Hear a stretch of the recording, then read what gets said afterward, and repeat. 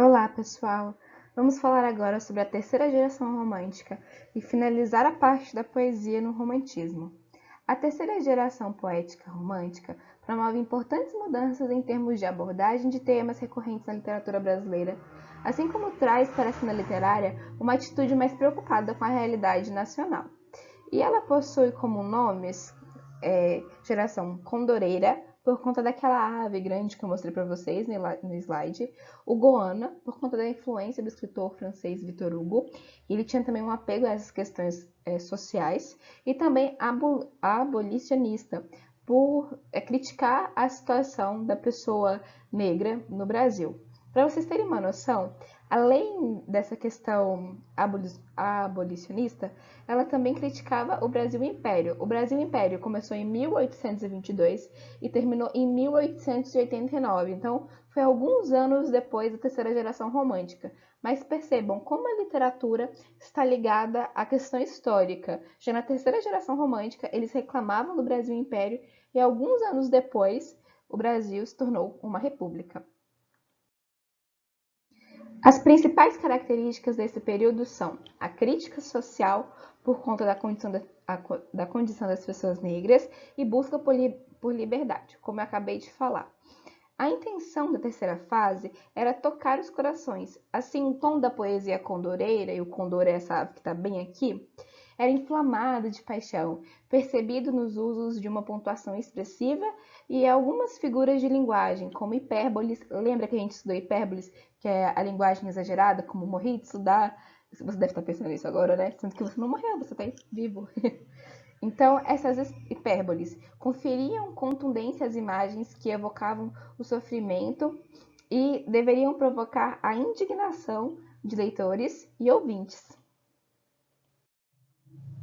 Só lembrando que o meu olho está um pouco mais baixo porque eu estou lendo o slide e não fico olhando para a câmera para eu conseguir ler, beleza? Agora nós vamos para o resumo que vai ajudar você a não esquecer as 3 fases da poesia romântica. Bora ver?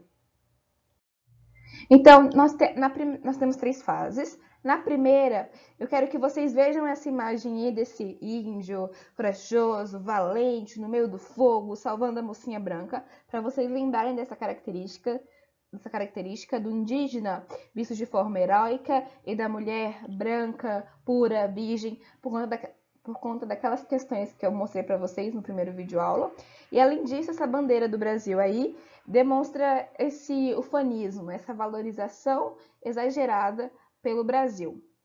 Mas, além dessas 2 imagens, tem uma imagem que é até atual, estava lá no TikTok fazendo muito sucesso, acredito que ainda está, e eu vou mostrar para vocês. Que é o Mário do TikTok, não sei se vocês conhecem, mas ele é esse menino romântico que ensina 3 frases que você deve falar para uma garota. Ele fala desse tipo. Então, na primeira fase... Oh, meu Deus, eu tô que confundo fase com frase. Tem a hora. Na primeira fase do romantismo, é esse romance mais galanteador, mais simples, nada de muito erótico, e sim mais coraçãozinho. Ficou alguma dúvida? Na segunda fase, nós temos aí a imagem do Bruno, da dupla Bruno e Marrone. Não sei se vocês assistiram essa live, mas o Bruno bebeu muito e chorou muito e ficou se declarando pro Marrone. Foi engraçado. E a segunda fase é bem isso. Pense nessa imagem de uma pessoa bebendo e chorando. É claro que a segunda fase do romantismo não é apenas isso. Nós lembramos lá do Casimiro de Abreu, que também fala da infância, fala de coisas mais leves. Mas a segunda fase, a parte mais característica, o que mais se destacou foi essa choradeira e bebedeira. Já a terceira fase, eu tô tampando a palavra fase aí, mas fala sobre a crítica social. Olha essa imagem bem aqui em cima de mim, que tem essas pessoas negras sendo escravizadas. Olha a imagem de tortura e de sofrimento que reflete a história do nosso povo, e o Castro Alves vai criticar a situação do povo negro no Brasil. Ficou alguma dúvida? Gravem essas imagens, porque na hora da prova vai ajudar muito vocês. Agora nós vamos falar dos autores principais de cada fase. Tá difícil agora. De cada fase, porque não cai no vestibular e não faz somente as teorias. junto com as teorias caem as poesias e os autores. As poesias nós vamos trabalhar nas atividades, beleza? Da primeira fase, que é a fase indianista e ufanista, que é a valorização da cultura brasileira, um patriotismo excessivo, nós temos aí, primeira característica, nacionalismo ufanista, como eu acabei de falar, idealização do índio como herói, lirismo amoroso, aquele amor leve, saudosismo, a saudade do Brasil, medievalismo, lembrando do cavaleiro da Idade Média e o índio sendo esse cavaleiro da Idade Média, e culto à natureza, uma natureza tranquila, bela e suave. Na segunda fase, na parte mais triste e deprimida, nós temos Álvares de Azevedo com seu pessimismo, vendo a morte como a libertação dos males da vida, tendo um amor platônico, tendo saudade também, principalmente saudade da mãe e da irmã. E ele também tem poemas irônicos e humorísticos. Não é um humor tipo, ai, que engraçado, mas tem uma dose ali de ironia. Casimiro de Abreu, poeta da segunda geração, foi um escritor que atingiu uma notável popularidade, sendo seus poemas leves e de agradável leitura. O autor se difere dos outros poetas dessa fase pelo tom terno, que é carinhoso, delicado e afetuoso com que representa o mundo. Esse poema dele, que tem só o título na imagem bem aqui acima, que é Meus 8 Anos, vai cair no Paz, está na lista de poemas do Paz, e nós veremos agora na parte das atividades.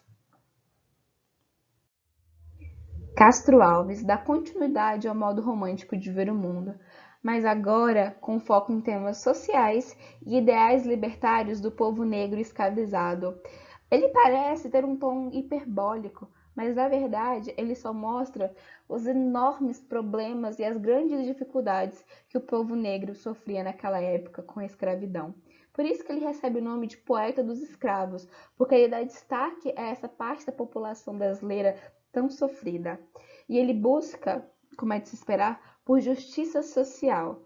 Só que Castro Alves não tem apenas essa face de lutador da igualdade e de buscar por justiça ao povo negro escravizado. Ele também possui uma lírica amorosa. Nesse domínio, a sua poesia é marcada por uma sensualidade mais carnal, apontada para mulheres mais tangíveis, que podem ser tocadas, distanciando-se da idealização exagerada dominante na poesia da geração anterior. Então, assim, nós percebemos que Castro Alves tem essas duas fases, a de luta pelo povo negro e de luta por um Brasil que se tornasse república e não mais império, e também uma sensualidade com uma mulher mais carnal, não tão idealizada quanto as gerações anteriores. É isso, pessoal. Muito obrigada. Tchau, tchau.